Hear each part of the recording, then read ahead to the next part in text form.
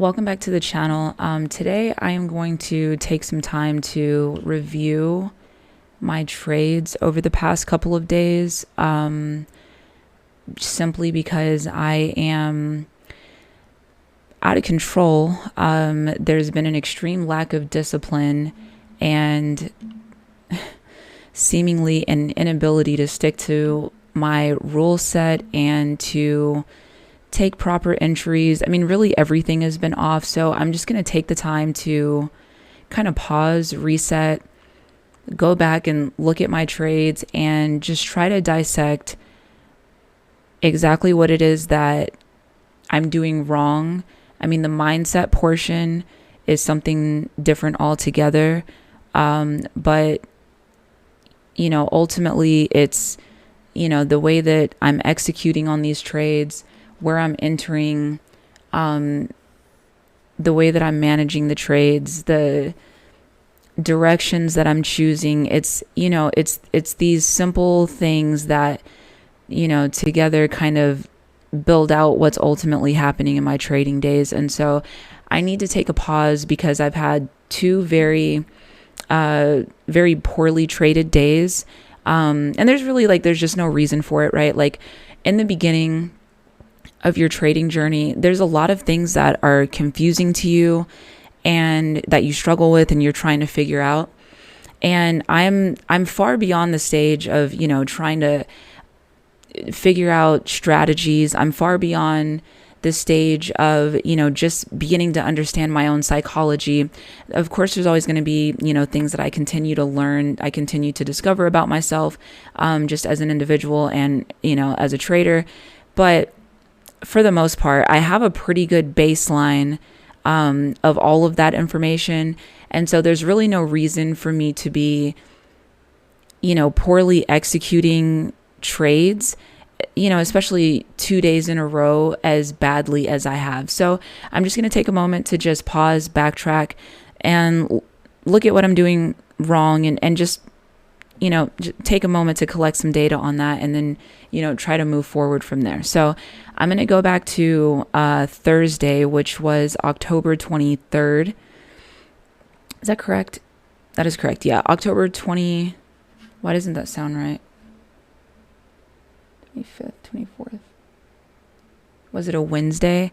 Yeah, it was Wednesday. Actually, it was a Wednesday. So I'm going to go back to Wednesday and I'm going to go to that trading day and watch it and just try to see exactly where I'm going wrong. Okay. So that's basically what this video is going to be. There will be some, obviously it's the actual video, you know, that I'm watching of my trading day. So there will be audio from me on that day. Hopefully it's not too much of an interruption to the video, but, I do want to be able to hear what I'm saying and to be able to, you know, assess all things that are happening during the trading session. So this is the New York AM session for Nasdaq futures, of course. And yeah, so let's get it started. If I'm just kind of waiting for trades, I'm probably going to just kind of skip through some of that because I don't necessarily need to just watch dead air. So all right, so it looks like I've recently changed my chart to New York time, but it looks like on this particular day I'm still Mountain Standard, so just keep that in mind. So everything's going to be Eastern time it's going to be 3 hours ahead of Mountain Standard. Okay, so let's try to find let's fast forward a little bit and try to find the first trade entry.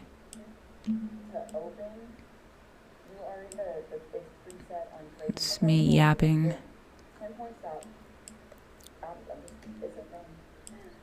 At least I'm being patient enough to wait for a trade. That's good. I'm paper trading instead of actually entering.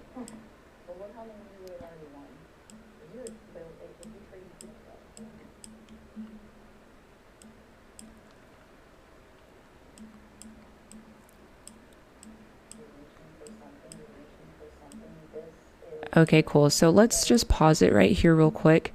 because this is going to give me a good picture of exactly what I was seeing that day and what I had mapped out on my chart. So this is another thing that I've recently changed, where I had one computer where I had screens up that were completely charted out, and then I liked to have like a bigger screen that was much wider, with not as much going on the chart. So it is a little bit blank, but I know what I'm looking for, and we'll talk about it as this goes along. So what I want to just kind of pay attention to here is I want to look at like, okay, so right here we see this is the New York previous day low. So this is a really important level. I would also say right here is the previous day's New York previous day low. And you can see that neither one of these liquidity levels have been run yet. So that's pretty significant. So basically, this is likely going to be where I'm going to be looking for, in the general area, a power of 4 to move from. But there's other levels, such as the New York low, I'm sorry, not New York, London low, Asia low. And so hopefully I'll talk about that and narrate that a little bit, because I don't have it marked out on this actual chart. But if it happens and I enter it, I will say it, and I'll know what we're looking at. So we can clearly see the market is in a downtrend, and it looks like we're reaching for New York's previous day low.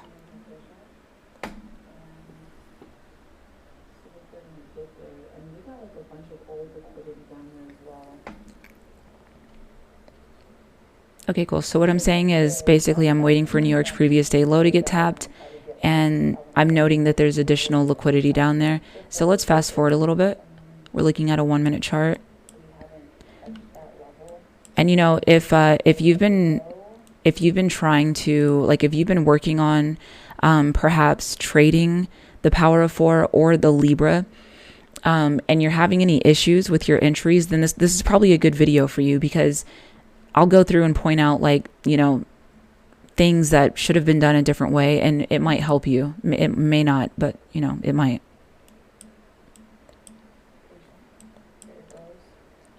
Okay, cool. So we have a nice big drop.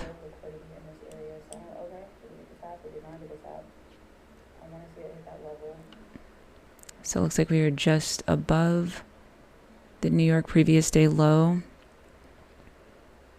I look pretty intense. I look like I'm waiting for it.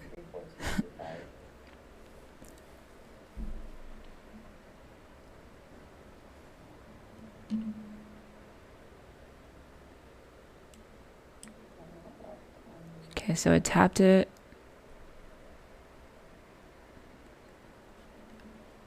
Okay, so let's go back just for a second here. So I'm looking at this and I'm wondering, like, why I did not enter right here, because we hit the level. We're outside of the Bollinger Band, and if that's the area of power of 4, the entry is right here. So I don't. Let's understand why I didn't get in this trade, because I mean I had this whole candle outside of the Bollinger Band to get in the trade. I mean even this one may not have tapped it, but this candle definitely did. So let's just keep watching. Alright, so we gotta be patient here, because even though we hit the key level, we ran the liquidity level that I was looking for, there's just too much liquidity in this immediate area to just like jump on this.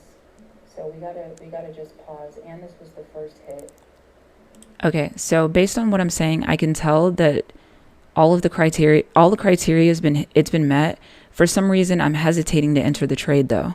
And it sounds like it's because there's additional liquidity towards the bottom that I'm concerned the market is going to reach for. I don't know that, like, that's not it's not the worst reason for not entering, but it's also not necessarily a reason either. Like, if all of the criteria gets met, it should just be an entry.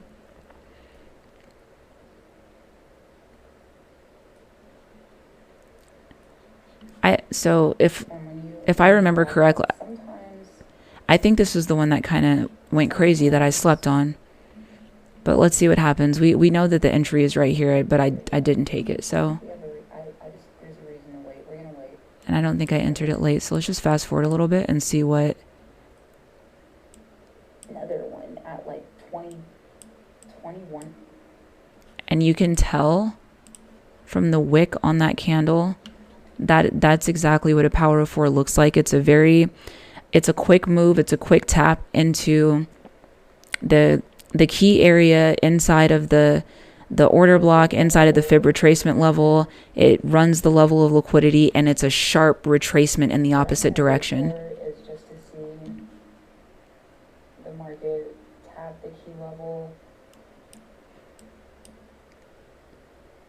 So I didn't take it, but it looks like I'm like paper trading it. Yeah, so if I remember correctly, this is the one that went crazy. Okay, now back to this area. Fortunately, this is a day where we've got, this is a day where we have,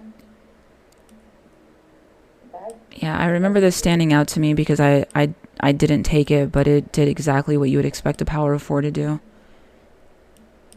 And really, it's a power of 4 Libra crossover, because the criteria for both entries is met here, right here. So this is the imbalance that we would be trading back up into. That's what qualifies it as a Libra, right? Oversold, imbalance to trade back into, and it's a power of 4 because we're at a key level, a major liquidity level, inside of an order block, and inside of a premium Fibonacci retracement level. Okay, so hesitated on that. I mean, I'm never really going to be too mad at myself for being too cautious to get inside of a trade. I'd rather wait than be impulsive. Okay, so here's an entry.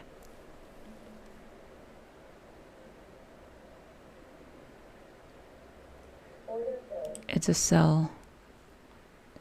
Okay, so I remember what happened here. Even though I was waiting for the power of 4 to play out here, and I let it go, there was so much liquidity down at the bottom that it seemed far more risky to wait for the market to come down and to try to target one of those liquidity levels to take it back up than to actually just trade into that liquidity, because I was pretty sure that we were going to run through at least the top level of that, at least the first level of old liquidity that I saw. And it just seemed like the less risky trade to take. So that's why I took the short. But the problem with this is, if I was going to take the short, it needs to actually, like, the entry needs to meet some criteria. Like, I either need to have a continuation trend and follow my rules to get inside of a continuation trend, or if at least like at minimum, I would at least want to take an entry that's outside of the Bollinger Band. So I can tell you, so this entry right here is absolutely atrocious. I get it. I saw a double top, but no, I don't. So yeah, off the rip, I do not agree with this entry. It's just in the middle of no man's land. So the potentiality for this to be a loss is very high. It's unnecessary. So this is a mistake. This doesn't match any criteria that I actually have like rules for. This is just random.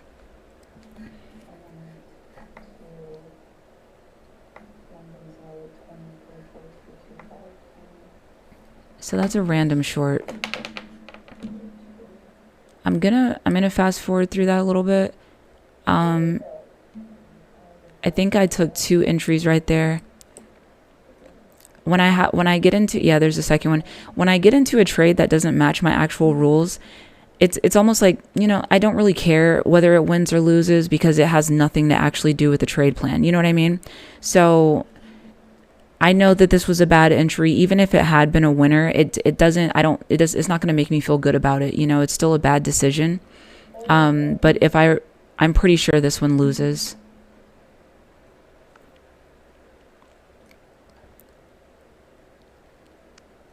It's either a loser or it breaks even at best.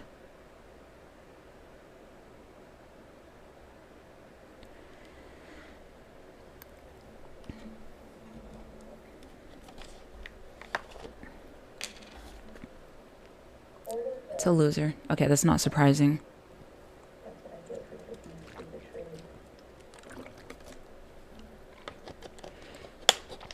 trade. Okay, so now I recall I believe there was a 50 moving average. Yeah, I was waiting for the 50 moving average to get touched, but I took 2 entries that were before the moving average actually got hit. So I have this rule where if we're trending in a direction and a moving average gets pulled back to in the 3-minute time frame, I have a rule that I don't enter. I'm not supposed to enter the trade until that moving average also gets tapped in the 5-minute time frame. Then I would get inside of that active continuation trend.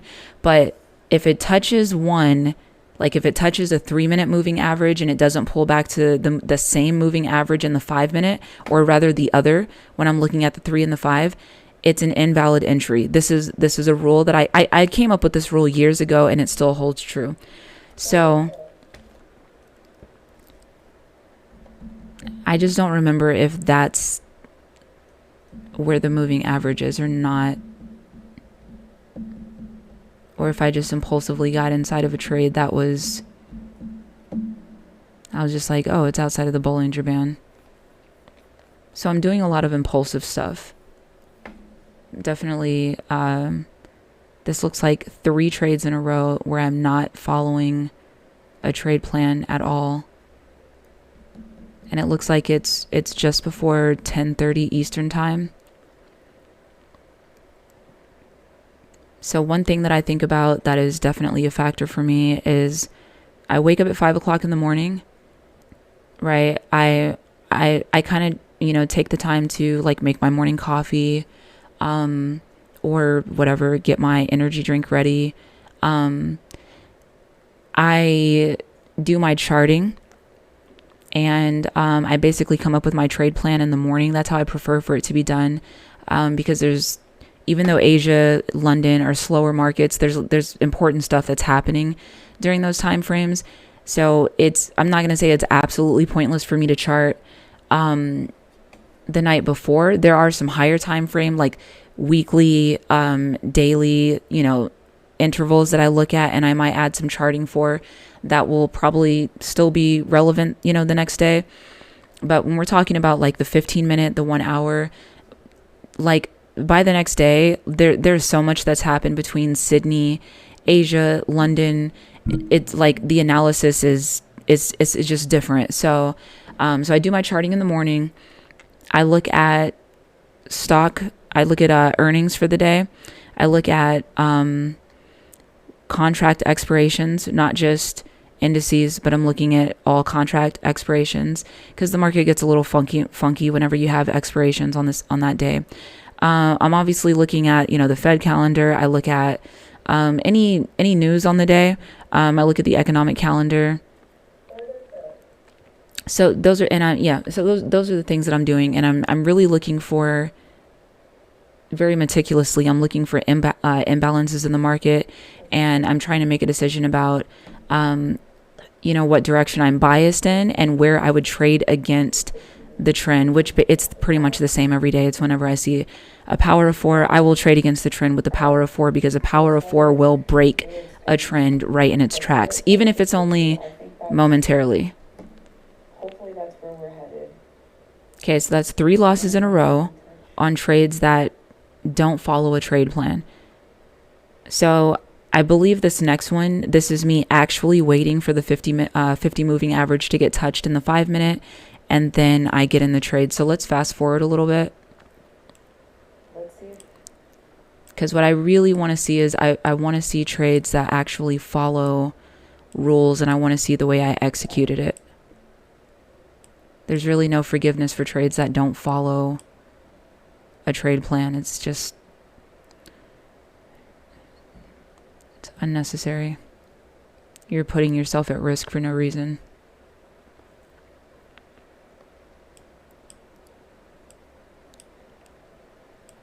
That level doesn't.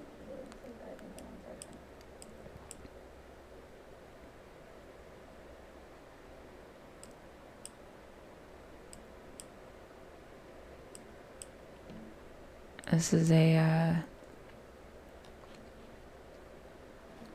9, 10, 40. Yeah, it's a long trading day. I don't do well with long trading days, honestly.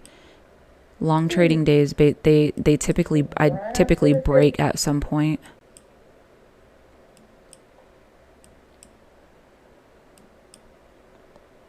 I definitely do better when I get in and out within like the first hour.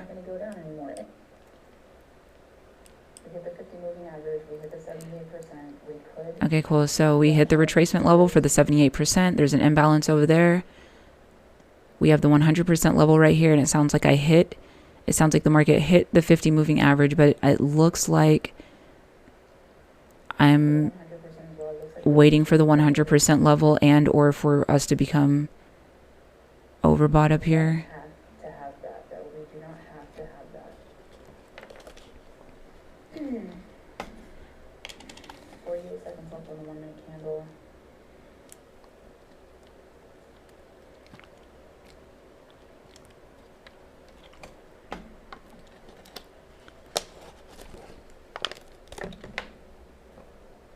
If we do get it, though, we would get a nice clean push out of the Bollinger Band, which would be the most ideal entry. So let's be patient.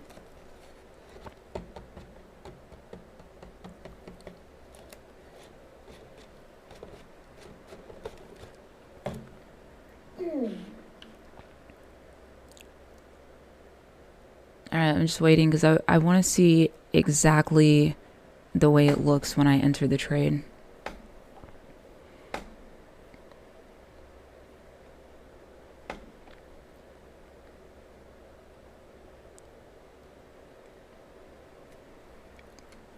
Unfortunately, this video player that I selected to open this up is not, it's not good. It's like old. I need to re-download the new version. So I can't like smoothly like skip along. Okay, cool. Or skip along. All right, so cool. So we hit the 100% retracement level. We've already hit the 50 moving average. I don't know what the hesitation is right here. So this is an entry right there. I don't know why I'm waiting.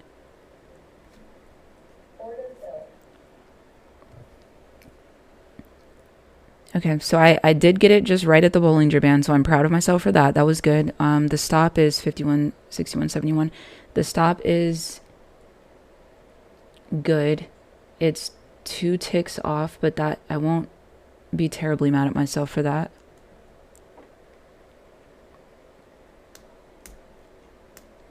And I didn't add to the position. Oh, I did it late. That's very late. It's not supposed to happen like that. Okay, so a break even.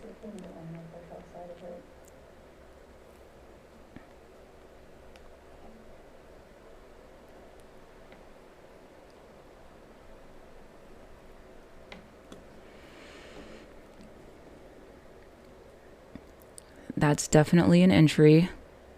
That's definitely an entry. Okay, so let me pause this real quick. So when you're trading the Libra and you're trading the power of 4, this right here, so you see this hesitation on my part, this is what will get you wrecked in both of these strategies. The hesitation is what will wreck you. This is why I'm going to tell you why it's really important that you get in the trade outside of the Bollinger Band. And if you miss it, then you've missed the trade and you need to leave it alone. It doesn't matter if you expect the move to push like crazy. This is the reason why. When you get in outside of the Bollinger Band, you're giving yourself the most advantage you possibly can. Usually what will happen because in this case, we're not looking at a power of 4. We're going to be looking, this is really just a Libra, right? Because it's going to, I'm pointing to the screen like you're here. We're going to look to see it trade back into the key level, but you see how we have this imbalance right here?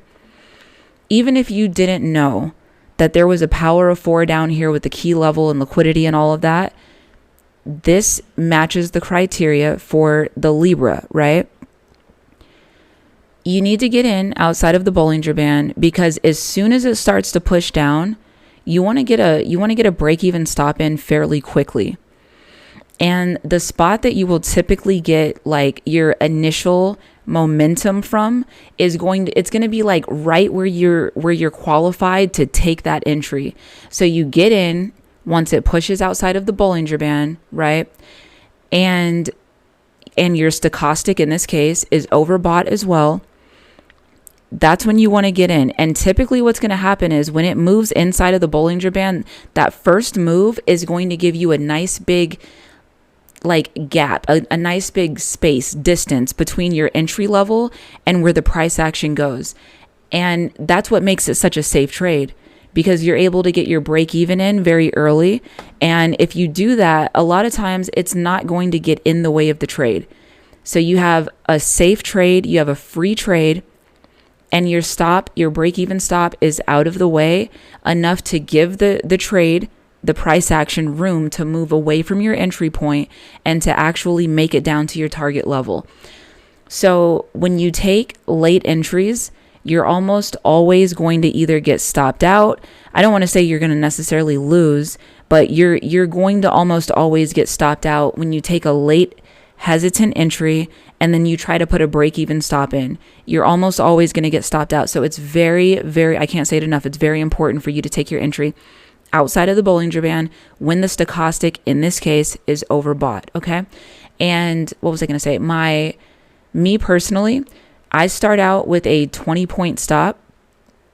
This is just the way I do it. You don't have to do it this way, but I start out with a 20-point stop, and then I let the price action move back in towards where my entry is.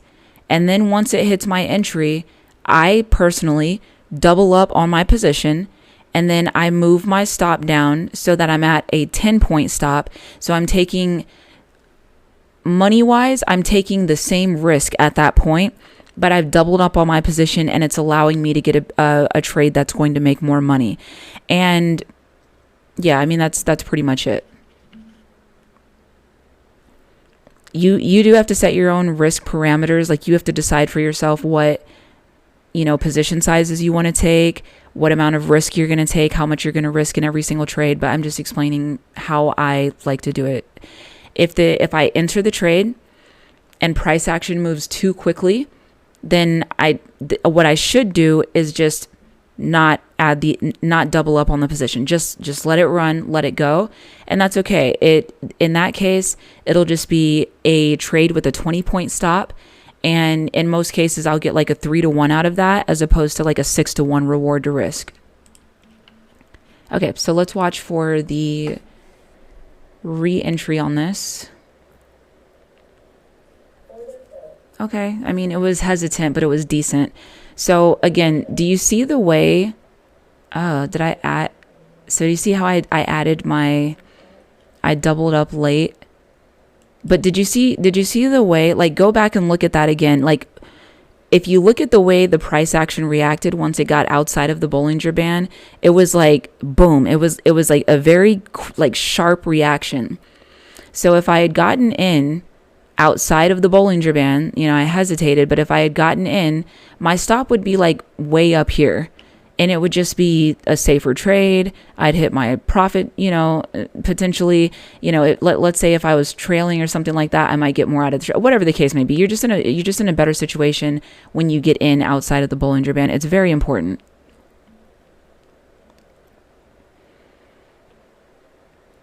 And, like for some people that, they might try to remix it, and they might not, you might not be looking for it to make it all the way down here. Some people just don't have like the experience and the tolerance level to be able to hold a trade that long, to be honest with you. So especially if you're one of those people where you're like, I'm going to use this for confluence, but I'm not going to target getting out in this, in this area, at the 78% retracement level or 100% retracement level. If you get in sooner and you just want to scalp it, or if you want to get out sooner, you have more room for more profit the earlier you get in the trade.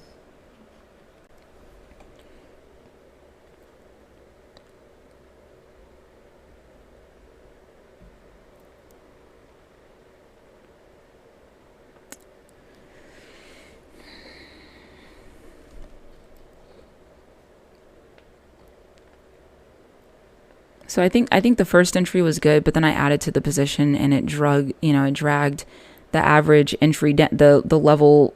The new entry became the average entry level between the two, and so it made it worse, which makes it more likely to get stopped out. So, but I can't. I honestly, I don't. I think this one makes it all the way though. Overall, it's not terrible, and I was able to get a break-even stop in.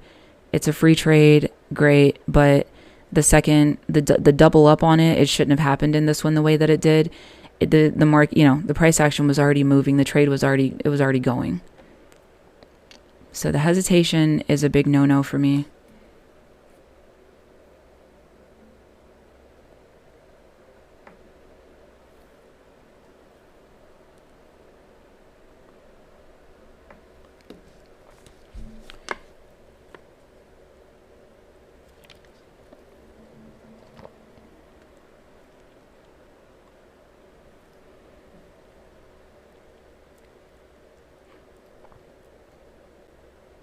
So I like that I'm not being antsy. I'm not moving my stop around.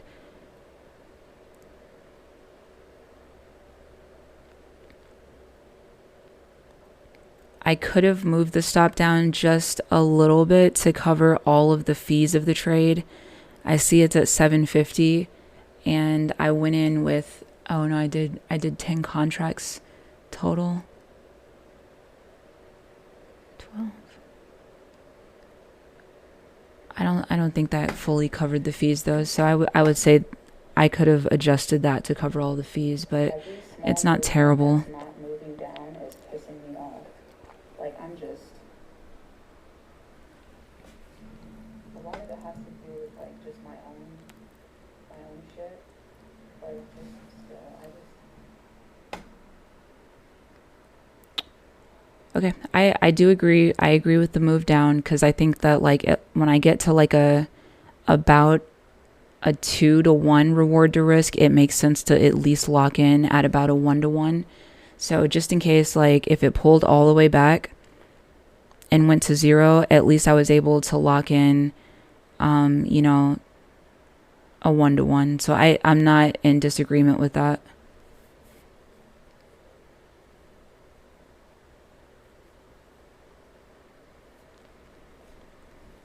I think I'm doing okay so far. Emotionally, though, I'm freaking the fuck out. That's not good.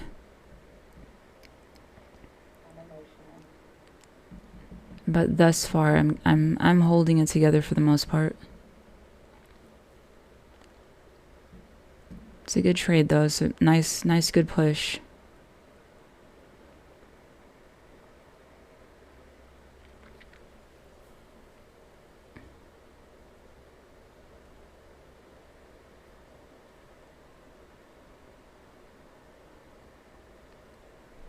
I don't think I should have moved the stop any further down than where it was at initially. I think that, I think this is a bit interruptive for the trade. I think that that's in the way, but it's performing well, but I do think that's too low for where price action is at. And of course, if you're taking these trades, you can choose to scale out along the way. You can choose to scalp it and get out early. You can manage the trade however you see fit, but the Libra is a trade from being overbought down into an imbalance or being oversold up into an imbalance.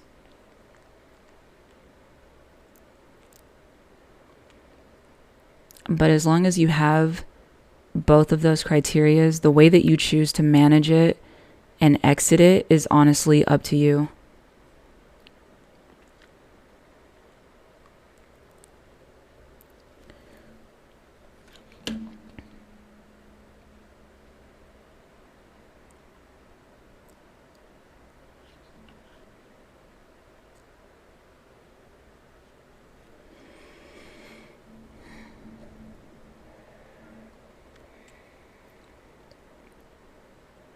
So I don't love that I'm over here freaking out, but at the same time, personally, I don't really care. Like if I get all emotional, I I don't really care as long as I do the right thing. Like I can be in that chair flipping the fuck out, having a seizure, whatever's happening, as long as my entry was right, as long as I'm managing the trade sensibly. I don't care, whatever.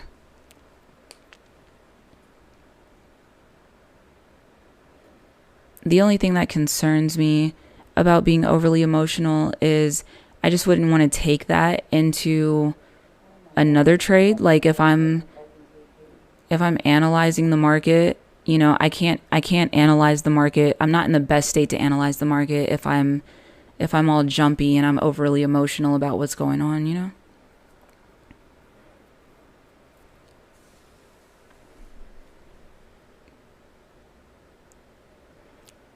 And it looks like it doesn't look like I'm targeting a 78% retracement level. Fucking nerd. Oh my god. Hit the fucking TP. I'm done. I want to be done. I want to be free. Let me out. Let me out. I'm highly anxious in this trade. It's a little over the top. It happens. I had to turn myself down. I don't feel like hearing that right now. It's too much. I'm not at all in that type of emotional state right now.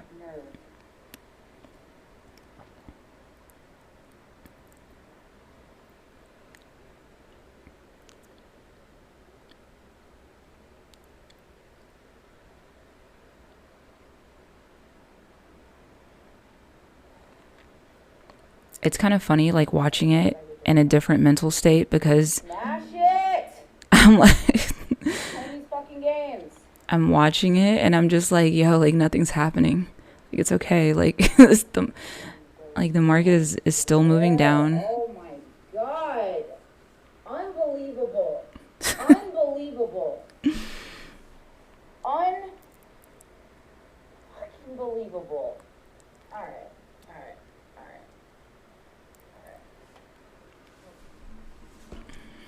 Let me calm down. Let me calm myself down.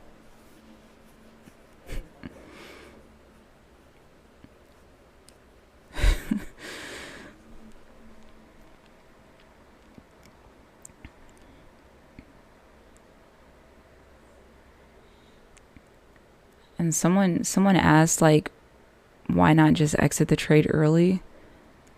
No, absolutely not. No, like there was no reason to. I was freaking out, but the reason I don't like to exit trades early, and I do like for it to hit my actual set TP, is because like I want to know my trade plan was correct. And yeah, I mean, sure, I can just watch the market go and get out of the trade early, but like what, I don't know, it's I want to, if it's gonna go, I want to experience it like actually hitting my TP and getting all of that profit, because then otherwise, like me being a person who struggles with impulsivity, what's to stop me from just exiting all my trades early wherever, right? I know it'll turn into a problem, so I just don't.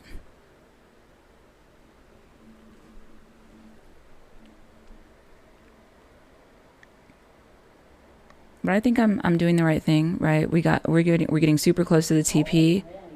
I locked in 1,022 profit. Thank God. Oh my God, I almost lost my shit on that. Obviously, I'm done trading for the day. I hope you learned something here. So, all right. So it looks like I was all freaked out and that ended up being the last trade. Okay. So basically what happened was I took 3 trades. So it looks like I was trading with a max risk of $200 per trade. I took 3 trades that had nothing to do with the trade plan and lost all 3 of those. So, but then I came back and I got that must have been a 6-1 reward to risk, and it cleaned up the losses and hit my profit target. So it goes to show like what one good trade can do even after you make silly mistakes. But basically what I see in this trade is, on this trading day, is it's impulsivity. So me not having the patience to wait for my actual trades to play out. There was the power of 4 that happened, and I should have taken that, but I hesitated on it. So I let a trade go that I should have entered. And I mean, that would have been it. That would have been the day. And for me, that's kind of important, because the longer I sit in the market, the more I tend to do silly shit. So taking that one power of 4, not hesitating on that, it would have changed the entire trajectory of like my whole trading day, because I wouldn't have taken another trade after that. It doesn't excuse me taking trades that I shouldn't have taken, but it's just something to note, for me, for my own personality. And so hesitation and impulsivity. So almost kind of like two opposite sides of the same coin, right? Hesitating and then being too impulsive to wait. So that's interesting. So I have to find a way to be more patient and to find like a middle ground with that. Okay, so in this particular video, there weren't like an excessive number of trades, but I hope that you did take something away from this. And if I could just give any quick reminders, like for anyone out there who is making attempts to trade the power of 4 and the Libra, I would just say, like, let's just look here real quick.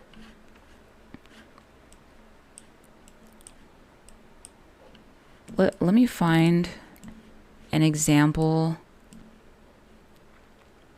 Okay, so we're looking at a 1-minute chart, and this is from today. So today we had a bearish market, right? And if we look at the 15-minute, I was doing some stuff there, ignore those. But if we look at the 15-minute here,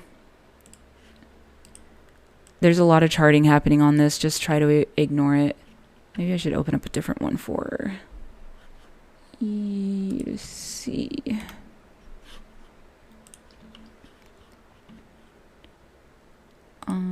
Let's do.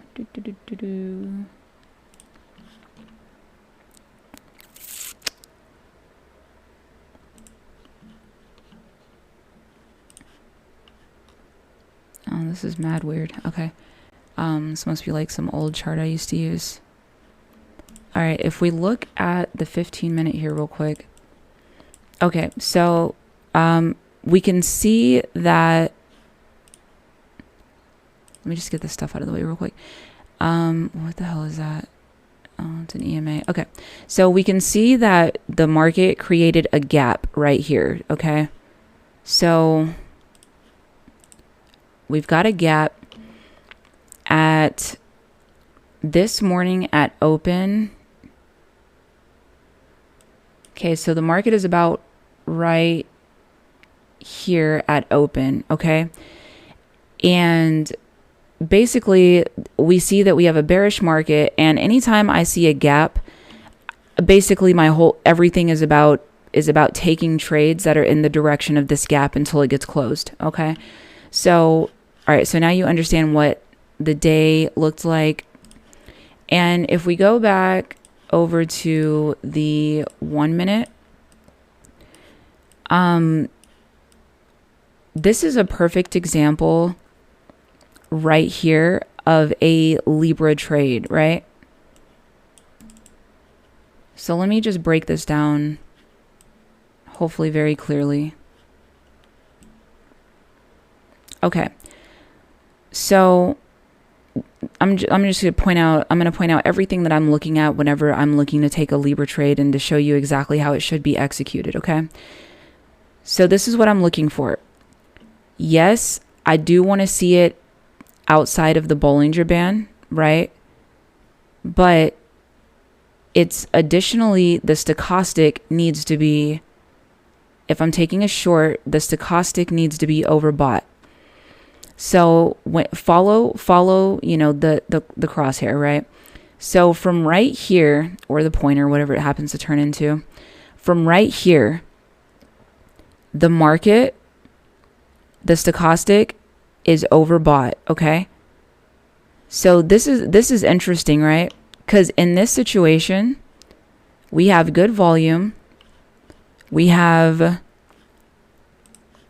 let's find our imbalance that we're trading into. Okay, so we have one right here. So this will be our imbalance. And that's exactly the way that I run the fib, okay? I run it just like that.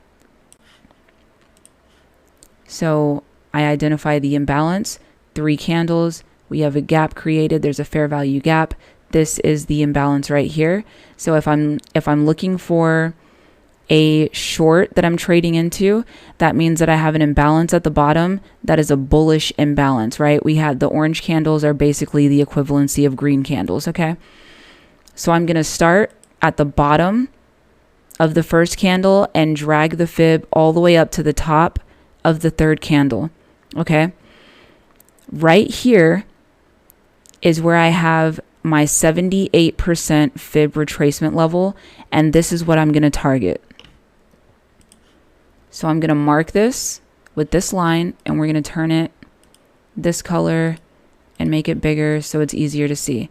So this is what we're targeting. Now, this is kind of interesting right here. And you know what? Maybe no, this is a perfect example because we are bearish. So but yeah, this is a good example. Okay. And this also shows you what the Libra would look like if you take maybe 1 or even 2 losses before you actually get it. So the stochastic is overbought. We have good volume. The RSI is overbought. Okay. So right here, we're looking for our entry. Okay. And a good rule of thumb is to look for the signal to cross. Okay. So do you see how there's a crossing of them about right here? This is typically a good indicator that you're good to take the entry. That the market has pushed up probably enough to be good and to be able to survive your stop. Okay. So this level, if we just go straight up, it's aligned with this candle right here. Okay. So if we get in, where's the cross? Let me make sure I got the right one. Okay. So it's on this candle. Okay. So basically, I'm like, as soon as we push outside of the Bollinger Band, we're pretty much okay to take the entry. So there's the entry, okay? Because in real time, you don't know what's going to happen after. So you have to just simply trust the trade, okay? And let's go in, because we're going to go in with an initial 20-point stop, and we're going to reduce it.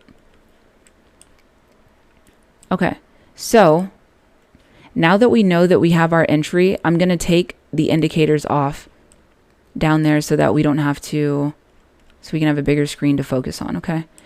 All right, cool. So I get in with an initial 20-point stop. Once the market pulls back down, and it could have been right here because the market moves up and then, you know, the market comes back down right here. So I could have very well added a position in this trade. I could have doubled up on my position right here. So let's say on this candle I did. And then I shorten my stop to 10 points. Okay. So then my stop is here. And now my stop stays there until the market pushes down enough for me to be able to enter a break-even stop. The way, what is the profit? What is this? It's a little bit more. Okay, so we're targeting the, we're targeting this. All right. Oh, this is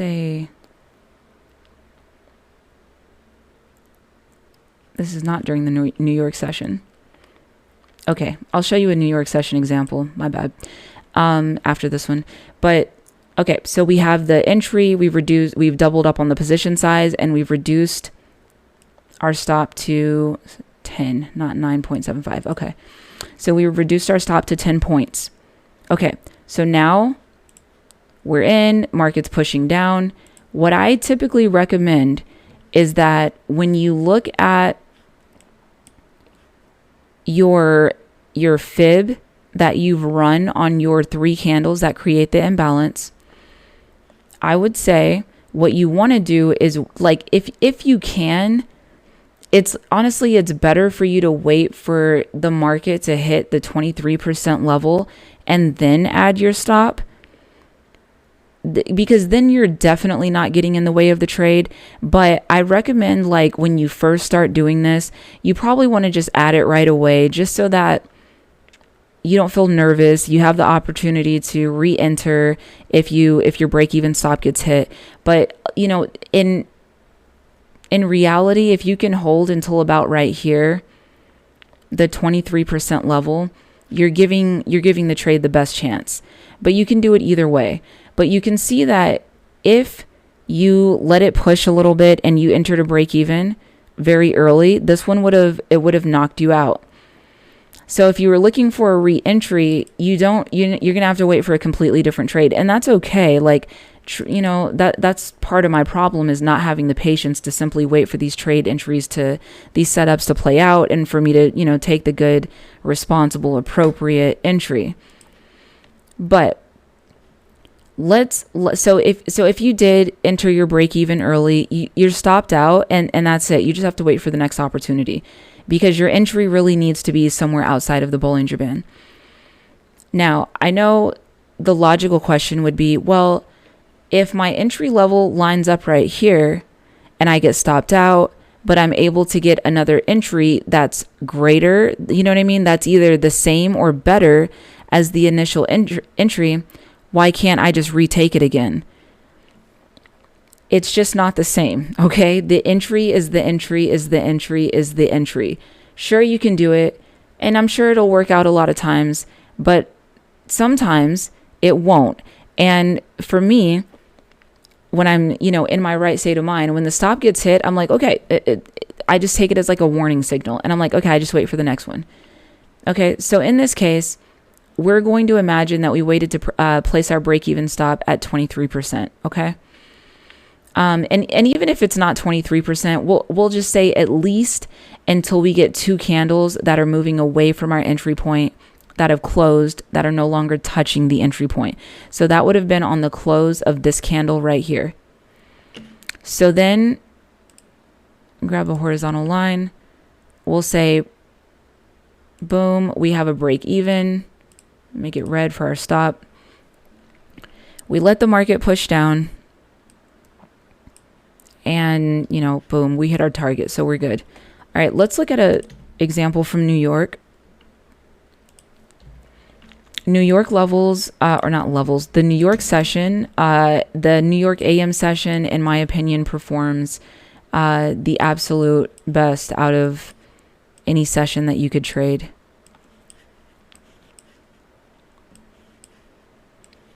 I did a lot of, oh my God, I did a lot of stuff in this chart. Okay. Let's get rid of this. It's a bit distracting. Okay, so it doesn't really matter which one. We know we're in a downtrend, so we know that if we can find an imbalance to trade into, that we're good.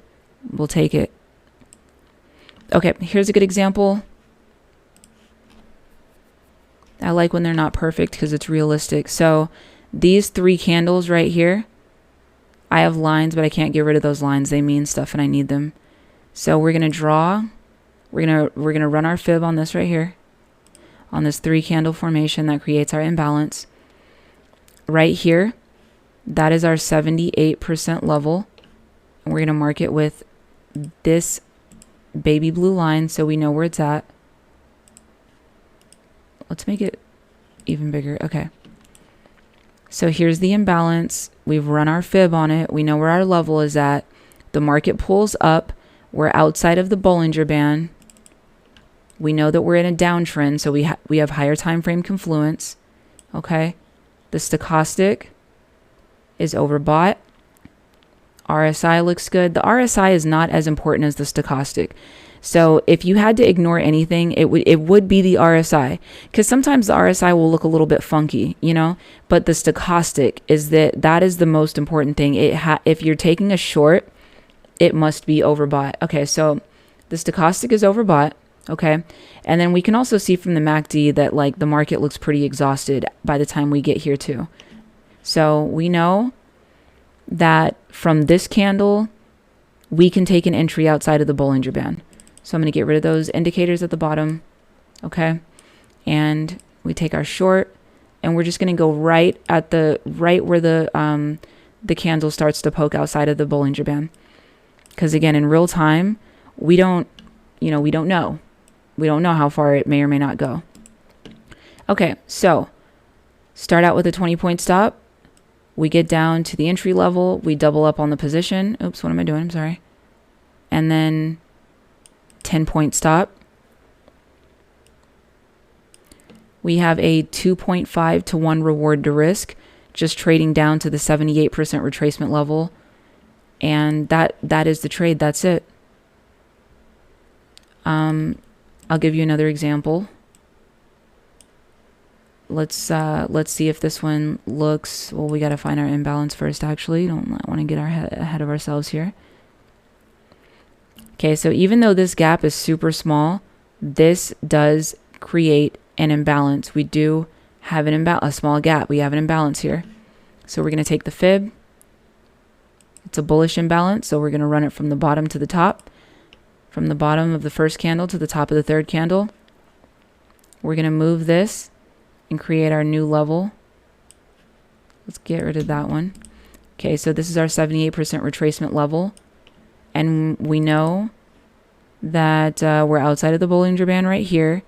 And the stochastic is crossed and overbought right here. So it looks like it happens on this candle right here.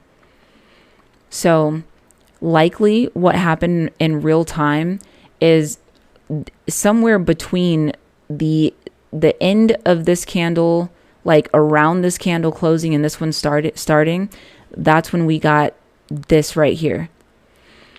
So this is where it can be just a little bit confusing, because in hindsight, we don't really know how it painted. So let's do this.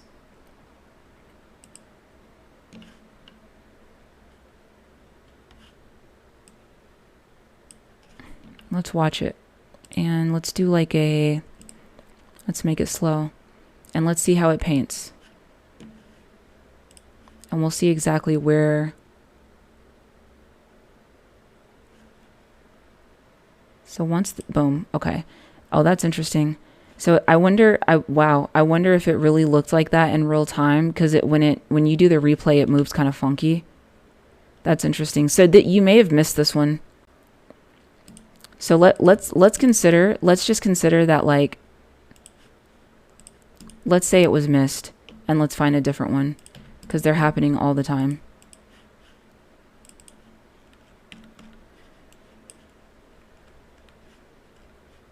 All right, we got to go back to New York AM session.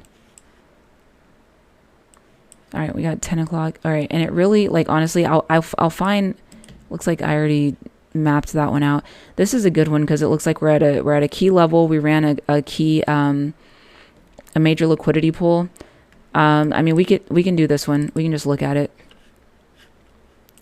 It would have been the start of everything popping off on the day. So this is like actually just before market open, and some people do like to trade from 8:30 to 9 New York. It's a very popular time to trade. Sometimes I catch trades during that time too. Okay, so let's look at all the criteria, and then we'll find just one more, and then just end the video from there. Okay, so we're outside of the Bollinger Band. I'm sorry, I keep forgetting to find the imbalance first. Here's our imbalance. We have 3 candles that create an imbalance. We have a gap, fair value gap. Boom. Okay, we're going to mark the 78% retracement level into this imbalance. Okay, so we're outside of the Bollinger Band. We're overbought. I mean, that's it. That's what we need. Bollinger Band, we're outside of it about right there. Get rid of the indicators because we've already met all the criteria there. We'll start off with a 20-point stop. And then we're going to reduce down to a 10-point stop. After we've doubled up on the position, there's our exit right there. And so we have a 2.17 reward to risk. We're trading into the 78% retracement level. That is your trade. Okay, let's find just one more. And it doesn't really matter. I think this was the one. We did that one. This was the one we said we weren't entirely sure. Okay, we have a pop-up outside of the Bollinger Band. We know that we're in a downtrend. Let's see if we, so you see how we did not cross this line. We did not get overbought there. I wouldn't take it. I would just leave it. Even though it works out, I mean, you can see we don't have an imbalance either. So so here's another one that pops out. Do we have an imbalance? We do right here outside of the Bollinger Band. We are overbought. We have all criteria. So we know that let's go all the way through. So like if you had marked this imbalance out, because I want to show you like the possible imperfections too of the strategy. And it's helpful for me to review it. Okay, so let's say your imbalance is right here. We've mapped out the area. I'm going to get rid of this just so that it's not so distracting. But we've got the baby blue line right there. So we know where the 79% retracement is on that imbalance. So let's say that you caught this one, even though it just poked outside of the Bollinger Band for just a moment. But we are overbought. All the criteria is met. So in reality, this could have very well have been the first one that we got into. So our Our target, start off with a 20-point stop. Okay, and then we reduce. Let's bring this over because this is kind of confusing. It makes it look confusing. Okay, so 20-point stop. Right? Around there. Obviously, you know, whatever. And then we get to a 10. We reduce it. So add to the position, reduce it. 10-point stop. Down to here, it's a 2.75 to 1 reward to risk. And I want to put this back on so that you can just see real quick what would have happened if you used a break even right away versus what would have happened if you waited until you hit at least the 23% level, which is the red line right here. Get rid of the indicators. Okay, so this right there, that little poke outside of the Bollinger Band, that's our entry. The market would have come down. So even if you had a break even right away, you would have been fine in this one. And you know, you can see like there's a hard push, right? Like it taps outside of the Bollinger Bands just barely, and then there's a hard push down. So if you waited to put your break even stop here, then you would have been fine. But this trade would have come back and you would have broken even on it unless you were taking like a quick scalp of some sort.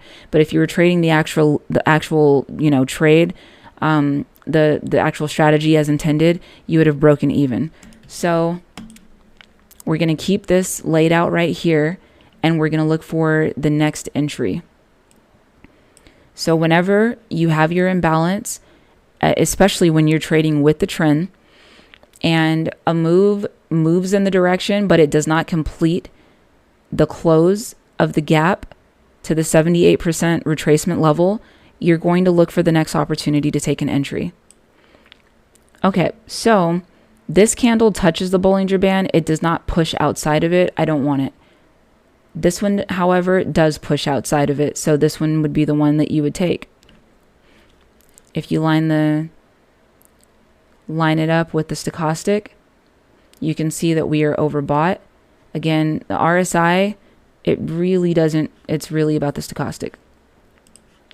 Okay, so as soon as we push outside of the Bollinger Band, boom, and get rid of the indicators, we're going to bring our target down to here. We're going to start off with a 20-point stop. And then once we hit this level, because it pulled back more, it pulled up more. So once we get back to our entry point, doubling up on the position, and we're going to reduce to a 10-point stop. Now remember, at this point, how close this got to the 10-point doesn't matter, because we're not even adjusting to a 10-point stop until the price action gets back down to here. Okay. So, we have our trade set up. This is our TP, right? We're targeting the 78% retracement level. And if we wait to put our stop in by when it hits the 23%, you can see it's moved quite a ways. I would say that would be kind of crazy to wait the whole way. So in this case, I like the idea of waiting for 2 candles to close that are not touching the entry point, but that have moved away from the entry point in the favorable direction. And we get that on this candle right here. So at that point, we would then add our break-even stop. We'll use the red to represent that. Market would have continued to move down, and we would have hit our TP. Okay. Also, I know there's someone had asked about the Bollinger Band settings that are used for this strategy. So I'll just show you real quick. Oops, actually we didn't need to go into that. Okay, so these are the exact parameters that I use for this strategy. It's the same thing that I use for the power of 4 entries as well. Obviously my Bollinger Band, I'm not changing it all throughout the day. This is what what it is. So length is 20, source is close, standard deviation is 2, offset is 0, and the indicator time frame is matched up to whatever chart I'm looking at. The style, that's up to you. You can make it whatever color you want. You can keep the middle line, or you can get rid of the midline. You can change the background if you want. It doesn't really matter as long as your inputs are set correctly, the way that you the colors and whatever, the way that you want to personalize the look of it doesn't matter. Visibility, this is what everything is set to, and this is all standard, okay? And when you, except for maybe the standard deviation, I believe it might be set to 1 initially. So I probably changed mine to 2. And that is very, very important. And if you go on to TradingView and you look for the Bollinger Bands, if you're looking for the exact one that I'm using, I use the one there's no fancy creator name next to it. It's just the basic Bollinger Bands. That's it. So if I type in Bollinger Bands, you can see that there are a ton of different ones that come up, but you're going to look for Bollinger Bands with nothing extra behind it, no special creator. It's just the regular basic Bollinger Bands. All the other ones, they have either a creator next to it, or it's got some extra stuff going on with it. You just need the regular one. Okay, so for anyone who had questions about that, I hope that helps. And yeah, I think that's pretty much it. So cool.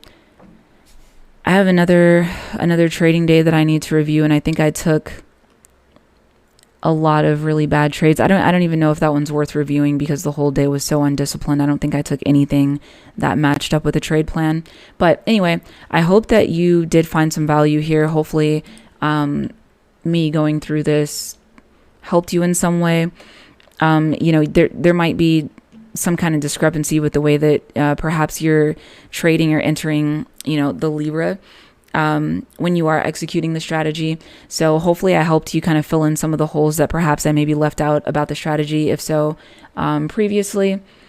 And if this video was not helpful for you, I'm terribly apologetic. Anyway, I will see you guys next time. Thanks for joining.